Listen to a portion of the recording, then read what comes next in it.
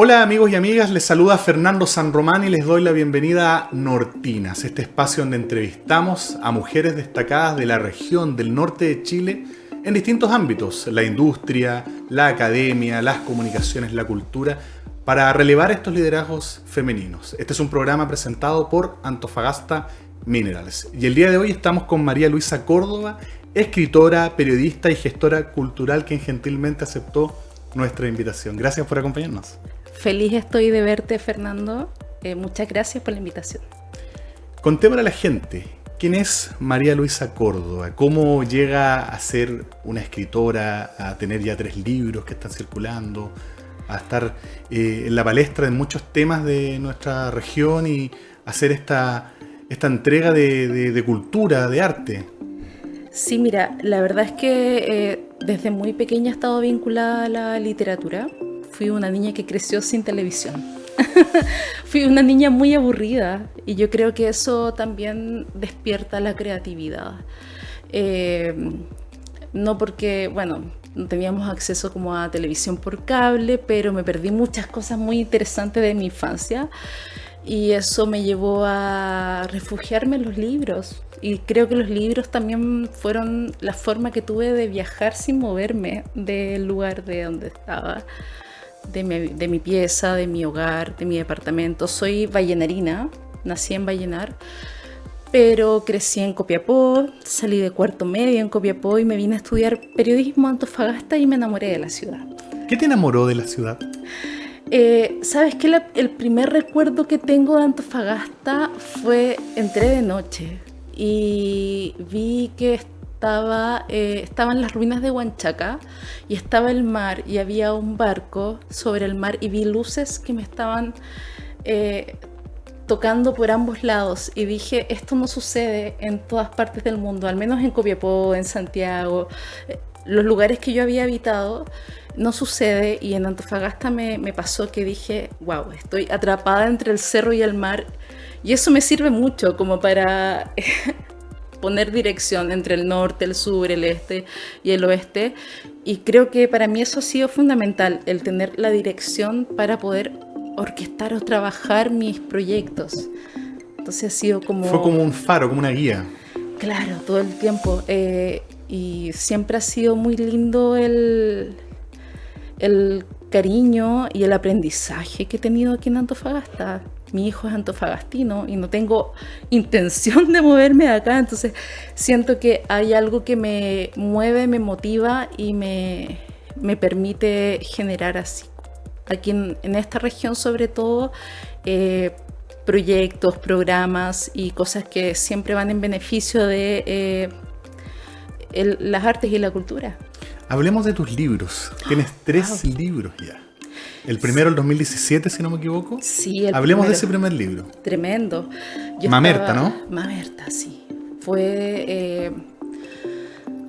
Fue un parto, literalmente, porque escribí... Mi primer libro fue un accidente. Yo no pensé que iba a escribir un libro. Yo estudié periodismo por accidente también, porque fracasé en estudiar Derecho. No terminé la carrera, me fue muy mal. ¿Hasta qué año llegaste de Derecho? El primer año, porque en realidad... Pero te diste cuenta a tiempo, ¿no? Me di cuenta a tiempo. Mi papá, estaba furioso, mi primera nota fue un 1,7. Entonces igual fue como, bueno, María Luisa, devuélvete, no hay vuelta atrás. Después la segunda carrera fue diseño gráfico, porque creo que le pegaba un poquito a la caligrafía, a las artes manuales. Me gusta mucho pintar también. Y por ahí también podía ir, pero después, claro, me di cuenta que estaba en el taller de periodismo y mi mamá fue muy sabia. Mi mamá me dijo, estáis perdiendo el tiempo, María Luisa. ¿Por qué no te vienes a Antofagasta? Mi mamá la habían trasladado desde Copiapó, funcionaria pública, aquí a Antofagasta. ¿Por qué no te vienes a Antofagasta y pruebas con periodismo? Y yo le dije, mamá, le tengo terror a los micrófonos y a las cámaras, no puedo hacer eso.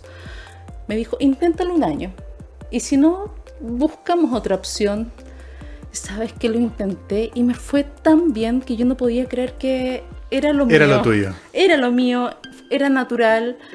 Y al ser natural tuve la fortuna de tener muchos profesores excelentes académicos que me enseñaron muchas cosas y entre ellos una profesora de literatura notó algo en mí. Y yo además, bueno, en ese tiempo era como el boom de Facebook, era la única red social que había. Yo publicaba extractos de mi vida, como yo decidí ser mamá, entonces me titulo de la carrera de periodismo y empiezo a publicar extractos de estas historias, anécdotas que eran chistosas o trágicas y tenía muchos comentarios y a mí lo que me sorprendió mucho era que se compartía, se empezó a viralizar cuando no se viralizaban las cosas.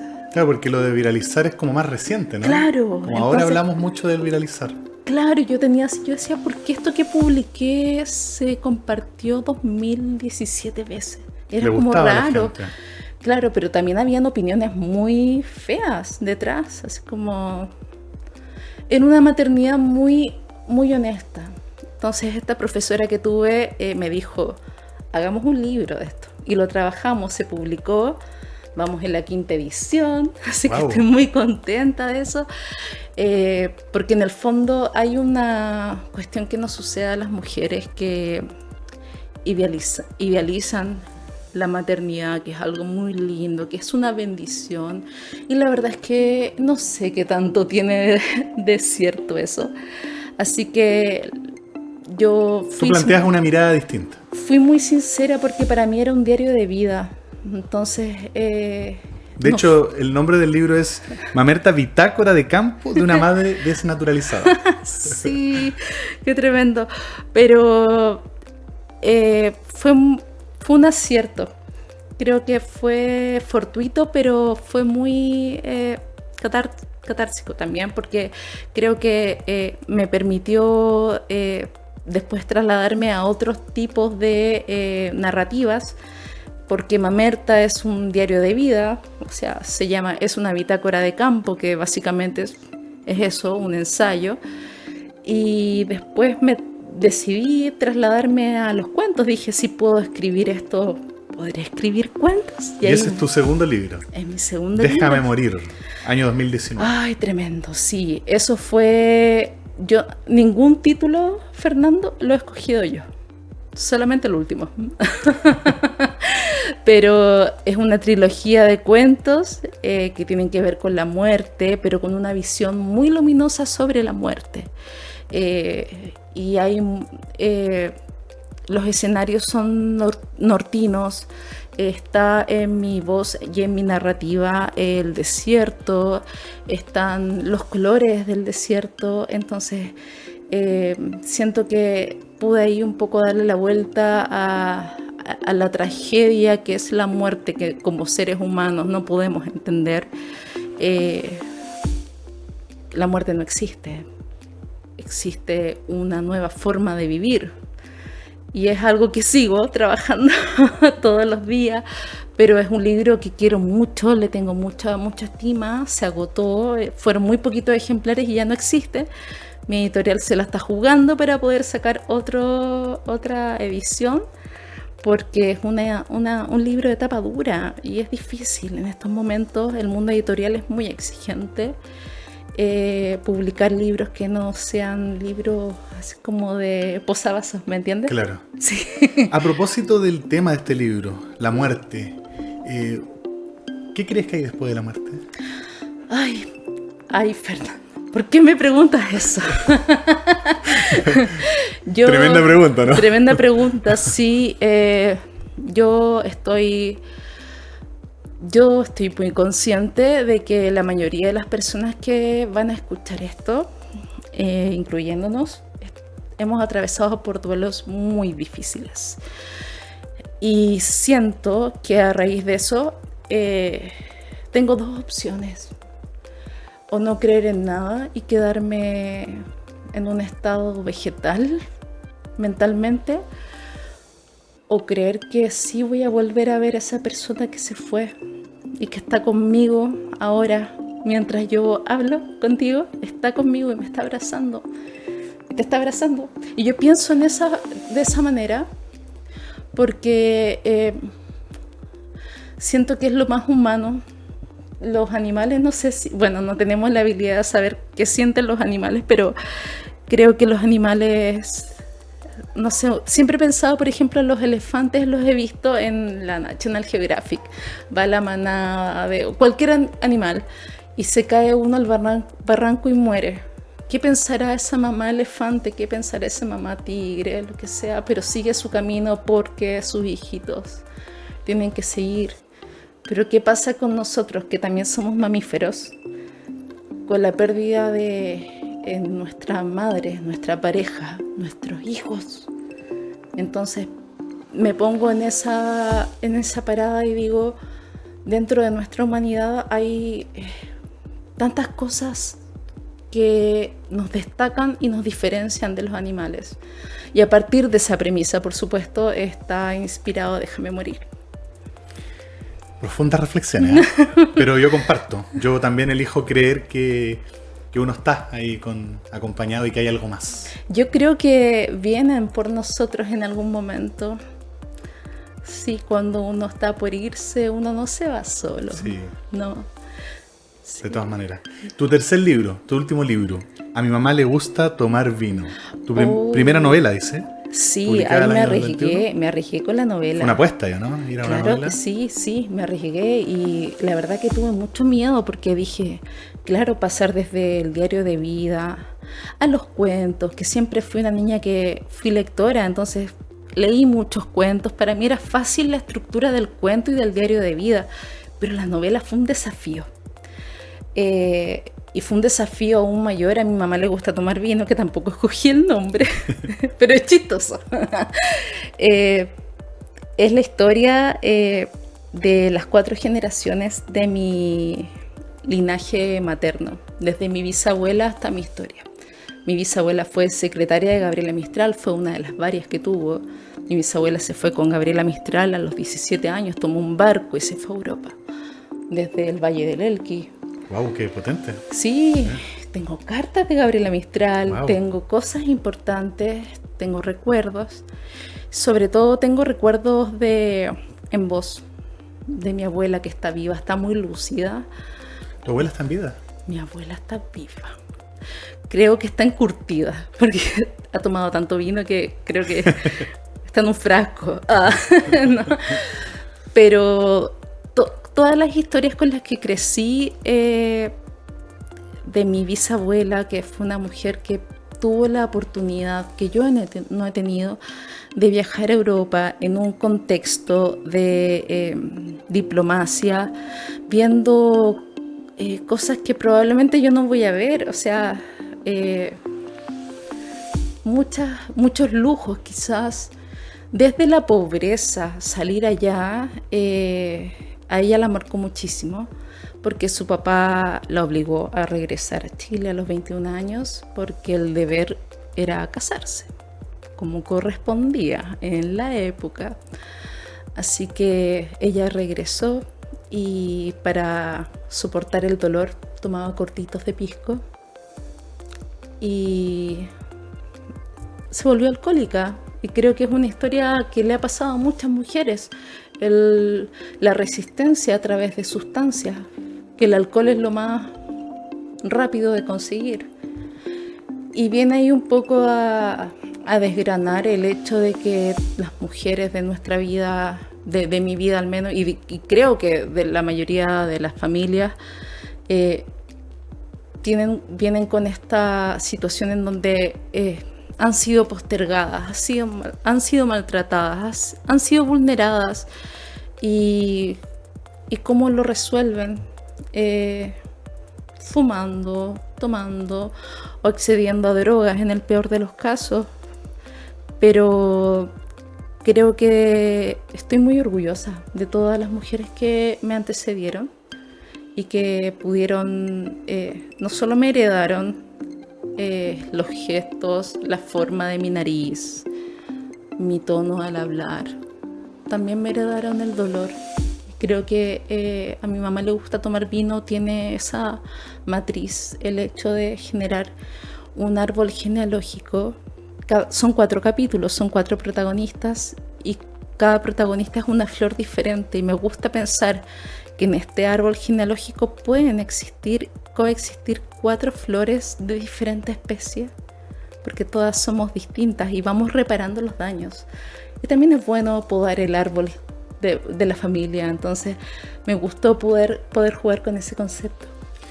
Hiciste una reflexión recién muy interesante que tiene que ver con cómo a lo largo de la historia muchas mujeres, nuestras madres, nuestras abuelas, tuvieron que pasar por cosas muy complejas. Uh-huh. Nosotros hoy día a lo mejor vivimos en una sociedad que, si bien todavía falta mucho por avanzar, igual ha avanzado, pero es algo reciente. Uh-huh. Yo conversaba también con mi abuelita, que en paz descanse, cómo lo pasaba, las cosas que tenía que vivir, cómo la trataban, cómo estaba naturalizado que el rol de la mujer era el de servir al hombre, el de estar en la casa. Bueno, hay gente que todavía cree en eso, lamentablemente, pero en ese tiempo al menos era algo muy naturalizado. Uh-huh. Y quedó arraigado en muchas de nuestras abuelas, madres incluso. Todavía existe y es culpa nuestra. Yo soy mamá de un niño que tiene 12 años y creo que mi forma de cambiar el mundo es súper pequeña. Pero lo he obligado a entender que yo no le voy a hacer la cama. Él va a estirar su cama. No porque yo sea mujer, yo le voy a hacer su cama. Y él tiene su hermanita por parte de su padre, entonces hay una dinámica familiar que es bastante particular, pero que se está dando ahora, que son familias que se acoplan. Entonces es importante poder ponernos de acuerdo para criar buenos hombres y mujeres también. Pero sobre todo creo que hombres, porque hemos vivido demasiado tiempo bajo, o sea, es un cliché, el patriarcado, lo sabemos, lo conocemos, estamos impregnados de eso. Pero las mujeres que somos madres de hombres no podemos darnos el lujo de perpetuar estas conductas que tenían nuestras abuelas, cuando los hombres son perfectamente capaces de hacer una taza de té, tostar un pan, estirar la cama. Como que vamos reproduciendo de pronto el machismo que hay en la sociedad y por eso como que parece que nunca termina esto. Es verdad, sí. Entonces, claro, es complejo. Bueno, publiqué otra novela después de este libro que se llama Ensayo Fúnebre. Lo publiqué en el año 2023. Fue muy difícil para mí porque lo comencé a escribir en el año 2020 y a mi mamá la diagnosticaron de cáncer y fui a cuidarla a La Serena como una hija con esa responsabilidad que tenemos a algunas mujeres de querer servir. Y lo pospuse. Mi mamá falleció el 2022 y en el 2023 lo publico y me invitaron, y me siento súper honrada de decirlo, a presentarlo en la FILSA, que es la Feria Internacional del Libro de Santiago. Qué bien. Como representante del norte de Chile. Entonces fue muy lindo ir así como con la bandera del norte. Voy. Representando a la región representando de Antofagasta y a todo el norte. Antofagasta y Atacama y a mi tierra que brota el desierto, las flores y todo. Y es una novela que me costó mucho. También tiene que ver con la muerte. Es un libro que se lo dediqué a mi mejor amigo, que ya no está aquí. Él decidió irse. Era un artista increíble, capaz que lo conociste, el Sergio Riquelme Chepuja, sí. Se llama Ensayo Fúnebre la novela y es una historia de 5 simulacros falsos de funerales. Los protagonistas tienen una funeraria, bueno, el papá de uno de ellos tiene una funeraria, así que dispone del espacio y ellos venden funerales falsos para que las personas puedan ver lo que dicen de ti estando vivos. Wow. Entonces es muy interesante porque yo creo que todos hemos tenido el sueño de ver qué hay detrás. O sea, está tu féretro, está tu cuerpo inerte y detrás de eso está la persona observando. ¿Y qué dirán? ¿Fuiste bueno? ¿Fuiste malo? ¿Te amaron? ¿No te amaron? ¿Cómo te van a recordar? ¿Cómo te van a recordar? ¿Cuántos hijos aparecieron? Porque ha pasado.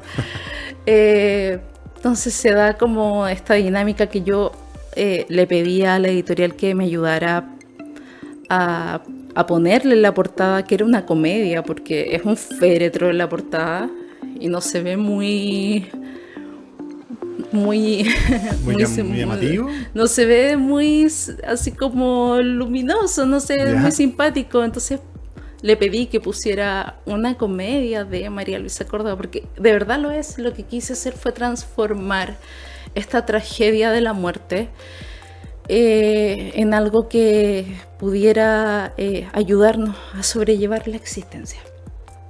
Claro, porque uno piensa en la muerte, algo de por sí como negativo, entre comillas, pero también la muerte es parte de la vida, es un proceso y también depende cómo uno lo lleve. O sea, uno puede, yo me acuerdo que cuando fallece mi expareja, Eric Bamonde, su velorio se transformó en una fiesta. Al principio era como muy difícil, muy triste, pero después en la noche terminamos todos cantando. Era como una celebración de la vida, de cómo había sido la vida de Eric. Entonces me hizo acordar eso. Entonces partió como un velorio más, como todos los velorios que uno está acostumbrado, pero terminó transformado en una celebración. Sí, sí, y mira qué bonito lo que dices, porque yo empecé a escribir esta novela junto a mi amigo, él fue el que tuvo la idea. Yo le pedí permiso a la familia para poder escribirlo, le pedí permiso a la familia para poder capturar relatos textuales de cosas que él había escrito en sus redes sociales, Twitter, Facebook, Instagram. Y empecé a escribirlo cuando él estaba aquí, en la tierra, presente. Y tuve que tener esta pausa, fallece mi mamá y tuve que terminarlo. O sea, lo terminé con 2 duelos encima y me acordaba, ¿sabes qué? Te lo juro, me acordé en un momento de ti porque dije, qué tremendo lo que viviste. Y a mí siento que eso me removió mucho. La forma en cómo uno puede transformar el dolor en, no sé si alegría, creo que no existe una palabra para describir lo que viene después de eso. Tampoco es conformidad, es ni siquiera resignación. Creo que es sobrevivencia. Dentro de nuestra humanidad no sé, te pones a pensar de repente cuál es el último número. Siempre le digo a mi hijo, ¿cuál es el último número? Dice, es infinito. ¿Y dónde termina el universo? Es infinito. ¿Cómo será la muerte? Es infinita también. Entonces, celebremos lo que no sabemos y disfrutemos lo que tenemos hoy día. Vivamos, amemos. Sí. Si uno da por sentado que mañana tiene que ir a hacer trámites, tiene que hacer esto, tiene que hacer un montón de cosas, y no sabemos, puede ser que salgamos y nos atropellen. Bueno, y es la vida nomás. Exacto. ¿Dónde encontramos tus libros? Si alguien quiere comprar los que están todavía disponibles, los que han sacado nuevas ediciones, porque hay algunos que están agotados. Sí, Déjame morir está agotado porque fueron muy poquitos ejemplares, como me dijo la editorial, fue como ejemplar de lujo. Y yo así como, ¿what? ¿Qué? Pero todos mis libros están disponibles en casi todas las librerías de Chile. Sí, me dio mucho gusto ir la semana pasada a Santiago y estaba en el Parque Arauco y me entré a la librería Antártica y puse mi nombre, qué vergüenza, pero así como que me escondí, puse mi nombre y claro, estaban disponibles mis libros y quedaba uno de cada uno. Entonces es bonito saber que uno va desde la región descentralizando un poquito con lo que cuesta hacerlo, es muy difícil. Es todo un trabajo no mío. Yo hago la obra, el libro como tal, pero hay diagramadores, diseñadores, editores, distribuidoras, editoriales detrás que conforman esto que llega a un público, y es importante destacarlo. Destaco muchísimo a mi editor Felipe Stay de Satan Editores, que ha sido un tremendo apoyo desde el principio, y me siento muy afortunada de poder decir que vivo en Antofagasta y que mis libros están en Coyhaique o están, no sé, en Punta Arenas. Es algo que lo valoro todos los días. ¿Y cómo ha sido ser mujer y abrirse camino en el mundo de la literatura, del arte? En la región es muy difícil, es muy competitivo y debería ser todo lo contrario, deberíamos ser todos más. Debería haber un trabajo mancomunado. Más de cooperativismo, ¿no? Claro. Que de competencia. Obviamente, pero no lo veo, ¿sabes qué? Desde que publiqué mi primer libro no he visto que los escritores seamos generosos con otros escritores. Lo veo en personas muy escasas. Por ejemplo, encuentro que Aida Santelice es una mujer extraordinaria, muy generosa con su trabajo. Hernán Rivera también es increíble, es una persona que a mí me ha dado muchas lecciones muy importantes que me han servido un montón.